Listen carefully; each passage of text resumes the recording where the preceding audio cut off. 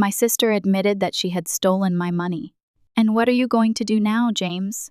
she said. I smiled and left. The next day, when my lawyer called her, as soon as I walked into my apartment, something felt wrong. Everything looked normal. My furniture was in its place. My dishes were right where I left them.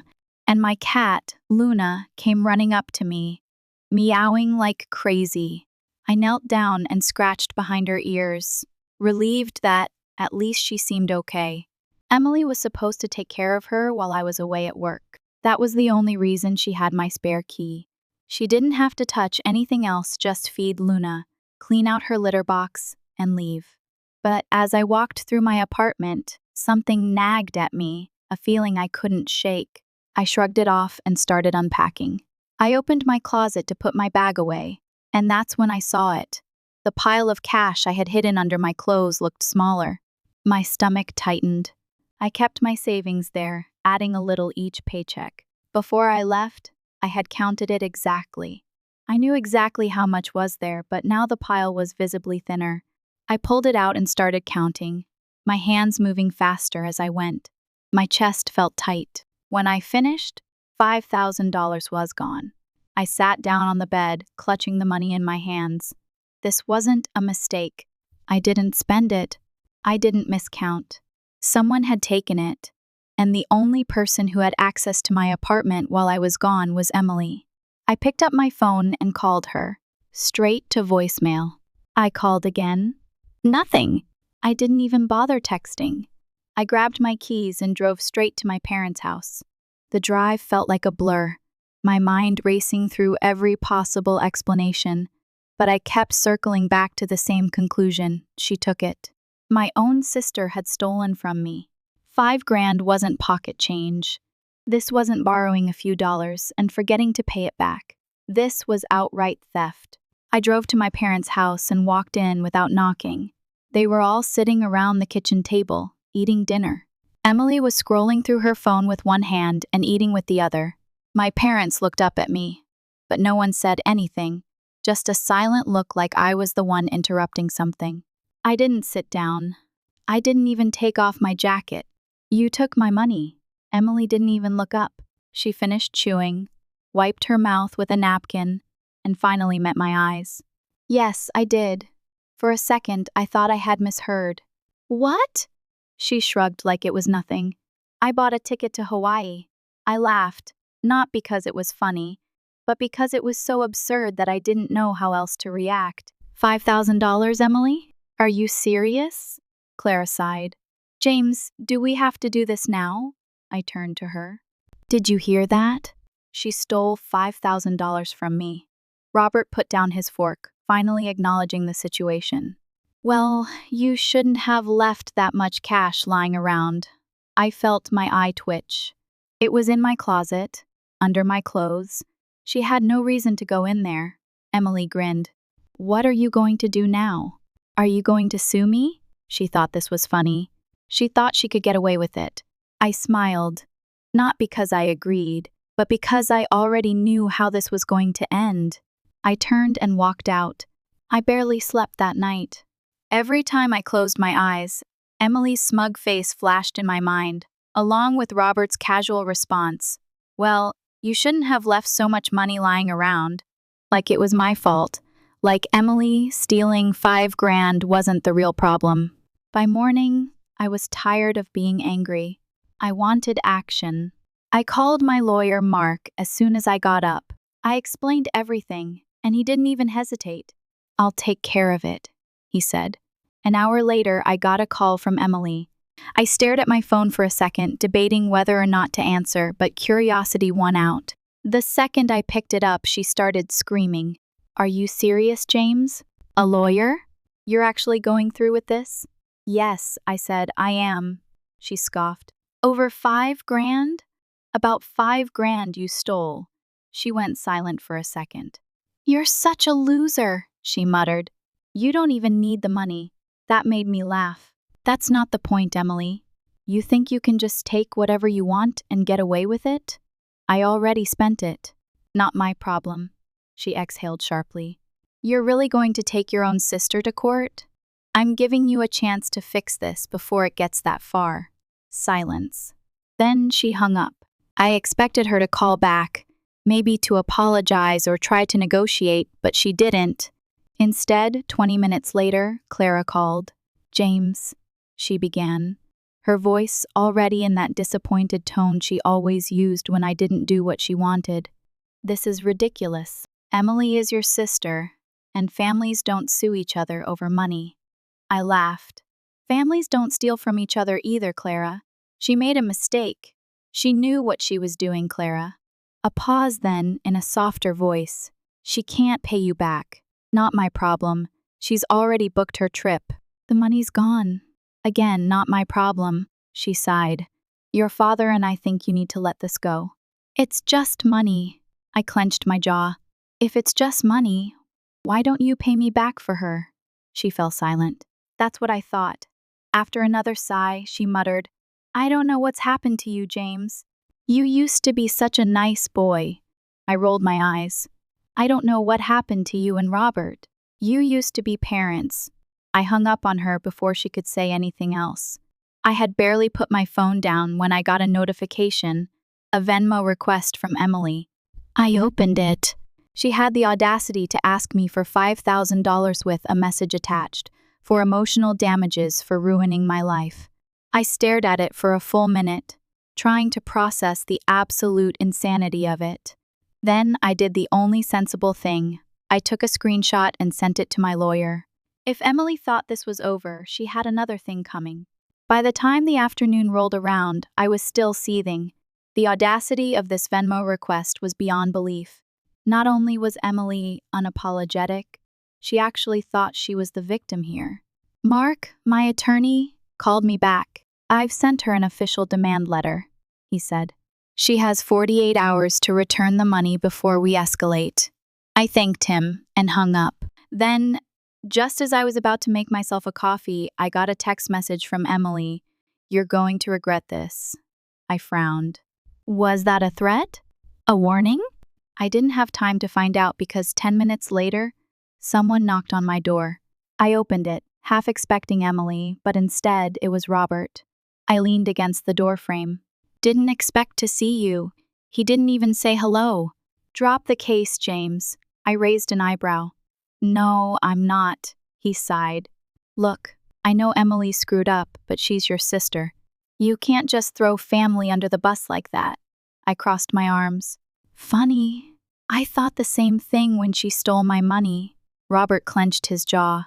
"You're really going to take your own sister to court over this?" I stared at him. "Would you say the same thing if I stole from her?" He shifted uncomfortably but didn't answer. "That's what I thought." Then he tried another approach. "Emily's life hasn't been easy, you know." I scoffed. "Oh, there you go." She struggled, he continued. "She needed a break, James. She wanted to take a trip and reset." I blinked. "So her solution was to steal from me? It's just money." I almost laughed. "So if it's just money, why don't you pay me back for it?" He hesitated for a second, then he sighed again. "You know we can't afford that." I stared at him, the realization hitting me like a brick. "Wait, did you know?" His silence told me everything. I shook my head, my blood boiling. "Unbelievable." "You knew she took it, and you just hoped I wouldn't notice. It wasn't like that." "No? Then what was it like?" He exhaled. "Look, it's done. She already bought the ticket. She's leaving in a week. Just let it go." I was speechless. Then I smiled. "Well, I hope she enjoys her trip." Robert narrowed his eyes. "What does that mean?" I shrugged. "Just that if she thinks she can get on a plane without consequences, she's in for a surprise." I saw a flicker of concern in his expression. "James, don't do anything drastic." I smiled. Too late. As soon as he left, I grabbed my phone and called Mark again. "Change of plans," I said. "I want to hit them where it really hurts." Mark paused. "What are you thinking?" I grinned. "Can you get a freeze on her assets, like, say, her bank account?" There was a silence. Then Mark chuckled. "Now that's interesting." "Do it." He sighed, but I could hear the amusement in his voice. Consider it done. Emily thought she was untouchable. She thought she could steal from me and go to Hawaii without consequences. She was about to learn the hard way that she was wrong. The next morning, I awoke to chaos. My phone was exploding with missed calls from Emily, Clara, and Robert, plus a series of texts that made me laugh out loud the second I read them. From Emily, "What did you do?" From Clara, "James, this is getting out of hand. Call me right now." From Robert, "Fix this right now." I took my time getting out of bed, made myself some coffee, and enjoyed the quiet before calling Mark. "Morning," he said, already knowing why I was calling. "I take it you noticed?" "Oh yeah," I said, sipping my coffee. "What exactly did you do?" Mark chuckled. "It was pretty simple. I filed for a temporary restraining order and labeled Emily's use of the stolen money as fraud. Since she used it to make a big purchase, her plane ticket, it triggered an immediate review. Her bank accounts are temporarily frozen, and her credit card is flagged for suspicious activity. She's not going anywhere." I grinned. "That's nice." "Oh, and I added her parents to the lawsuit," Mark added. I almost choked on my coffee. "Wait, what?" "They admitted they knew about it and did nothing to stop her. Legally, that makes them an accessory to fraud." I sat back and processed that. "So what happens now?" "Well," Mark said, "either they give you your money back or this goes to court. And with their financial situation, I doubt they want to rack up legal fees." Before I could answer, my phone buzzed again. "Emily, this time." I answered. As soon as she heard my voice, she exploded. "What the hell, James? I just got an email saying my flight was canceled. My bank account is frozen. I can't even buy a damn cup of coffee. Fix this." I grinned. "Not my problem. You can't do this to me. I didn't do anything. You stole my money. This is just the consequence. I already spent it. Then, figure it out." She groaned. "Oh my God, James, you're ruining my life." I laughed. "No, Emily, you did it to yourself." Then I hung up. Not 2 minutes later, Clara called. I let it go to voicemail. Then Robert ignored again. An hour later, they showed up at my apartment. I opened the door and leaned against the frame, arms crossed. That was fast. Clara pushed past me and went straight inside like she owned the place. Robert followed, looking less angry and more tired. Clara spun around. "You went too far, James." I raised an eyebrow. "I took it too far? Emily stole $5,000 from me, and I'm the one who took it too far? You froze her bank account." "Yep, she can't access her money." I shrugged. "She should have thought of that before she stole mine." Clara groaned. "James, listen. We'll find a way to pay you back, but drop the lawsuit now." I stared at her. "You'll pay me back?" "Yes," she said quickly. I crossed my arms. "How?" "You just said last night you couldn't afford it." She hesitated. "That's what I thought." Robert finally spoke. "You're really willing to go to court over this?" I didn't even blink. "Absolutely." Clara exhaled sharply. "We don't have that kind of money, James." I shrugged. "Well, I guess I'll see you in court." Robert rubbed his face. "Be reasonable." "I'm being reasonable. You're the ones trying to get away with fraud." Silence. Emily didn't get on a plane. She wasn't sipping cocktails in Hawaii. And if they thought I was backing down, they were in for a rude awakening. I grabbed my phone and pulled up the email Mark had sent me. "Since you're here," I said, handing them my phone, "here's the official legal notice. You have 48 hours to return my money, or this goes forward." Clara's face turned red. Robert just sighed. Emily was about to find out she wasn't as untouchable as she thought. I expected them to storm out after I handed them the lawsuit, maybe hurl some insults at me, maybe slam the door. But instead, Robert did something unexpected. He sat down. Clara was still seething, grabbing my phone as if to throw it at me. "James, we're not doing this." I leaned against the counter and crossed my arms. "Then give me my money." She looked at me as if I had just asked her to rob a bank. Meanwhile, Robert was staring at the floor. and rubbing his temple like he had a headache. Then he said, "Emily doesn't have the money." I frowned. "Yeah, I figured she spent it." Robert shook his head. "No, she didn't." I blinked. "What?" Clara shot him a look, but he ignored it. He took a long breath and finally met my eyes.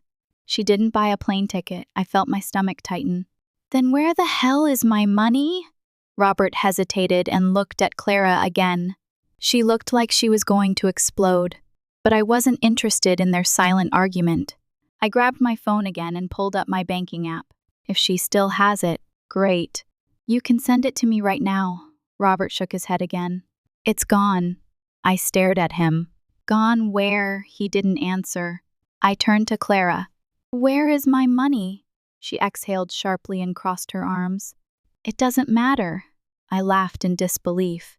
"Excuse me?" "Emily needed it more than you did." I was about 2 seconds away from losing it. "For what?"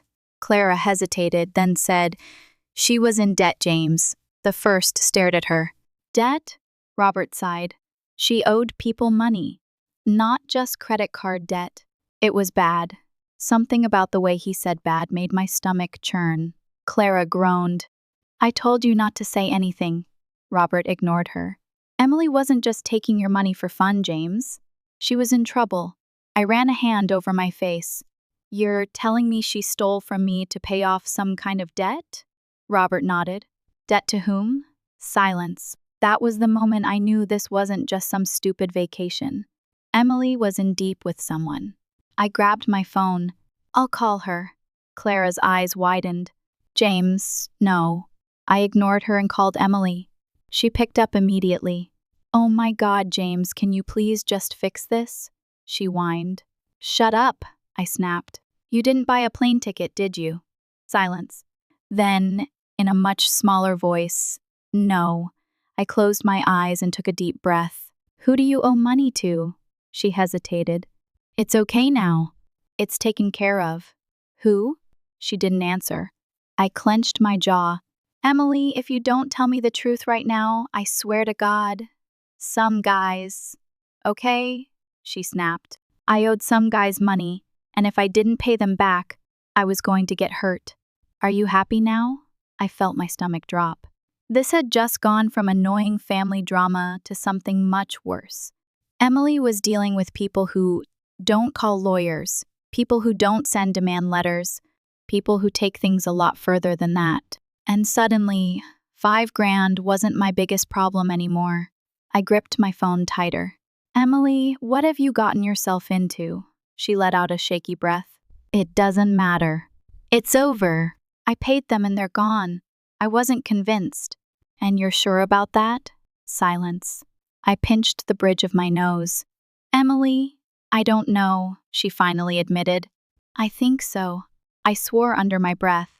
My parents were watching me, Clara looking defensive, Robert looking exhausted. "You knew," I said, staring at them. "You knew she was involved with people like this, and you still acted like I was the bad guy." Clara crossed her arms. "She's our daughter, James." "So I'm not?" I snapped. "Because I'm pretty sure if I stole $5,000 and said, 'Oops, I had to pay a debt,' you'd be throwing me under the bus right now." Clara had nothing to say. Robert sighed. "Look, you made your point, okay? Emily's suffering enough. Just let this go." "No," I said immediately. "Not until I get my money back." "James," Clara started, but I cut her off. "No! I don't care." I don't care about her excuses. I don't care about her problems. And I definitely don't care about the fact that you two covered for her. Emily was still on the line, quiet for once. "I don't have it, James," she finally said. "I can't pay you back, then figure it out." She scoffed. "How? I don't care. Sell your car, get a loan, work double shifts. Not my problem." More silence. Then, in a much lower voice, "I don't have a car anymore." I paused. "What?" Another beat of silence. Then she mumbled, "I, kind of had to give it to them as part of the payment." Jesus Christ. I exhaled slowly. "Then I guess you better get to work." Clara snapped. James, that's enough. No, I shot back. Enough was when she stole my money and expected me to just take it. Enough was when you both knew and didn't say anything. It was enough when Robert told me it was my fault for leaving cash in my own apartment. They all fell silent. I looked at Robert. You said I should have been more careful with my money. I turned to Clara. You said it was just money and I should let it go. Then I turned back to Emily.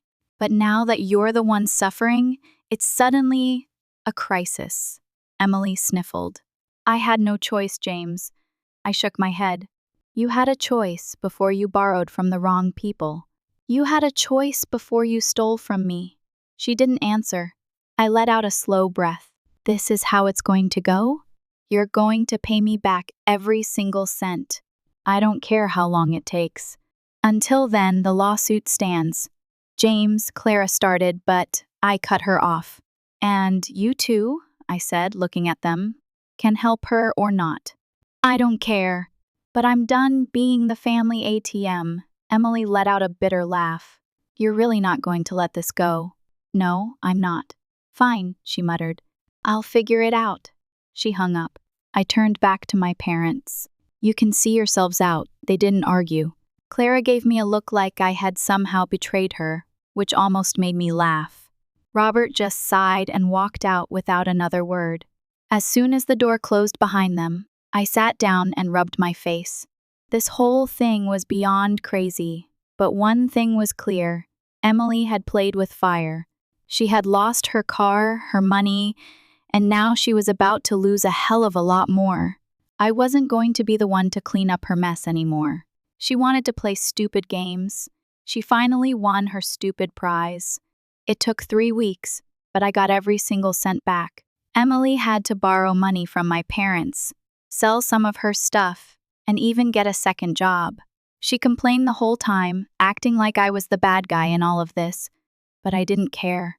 Every few days, I got another payment, and the moment the last $5,000 hit my account, I sent Mark a message, dropped the lawsuit. It's done. And just like that, it was over, or at least the money part was, because suddenly, my parents and Emily started acting different. Clara started calling me more, just to check in, asking how I was, how work was going. Robert, who barely spoke to me outside of holidays, suddenly wanted to have lunch. Even Emily, who had spent weeks cursing my name, sent me a message. Hey, so we're still family, right? I didn't reply. I wasn't an idiot. I knew exactly what was going on. Now that they weren't in trouble, now that they weren't scrambling, they wanted things to go back to normal. They wanted to pretend that none of this had ever happened. But I wasn't interested. A month passed. I didn't call them. I didn't visit. Then, one Sunday, my phone rang. It was Clara. I let it go to voicemail. An hour later, another call. Robert. Ignored. Then a text from Emily. Clara's making a big dinner tonight. You should come. I stared at it for a long time before I typed back, I'm busy. I wasn't. I just didn't care anymore. They had made it very clear where I stood in this family. I was the responsible one. The one who didn't get in trouble. The one they could take from when it was convenient. But the second I stood up for myself, I was the bad guy. Well, I didn't play that game anymore. I got my money back. That was all I needed. The rest, they could keep.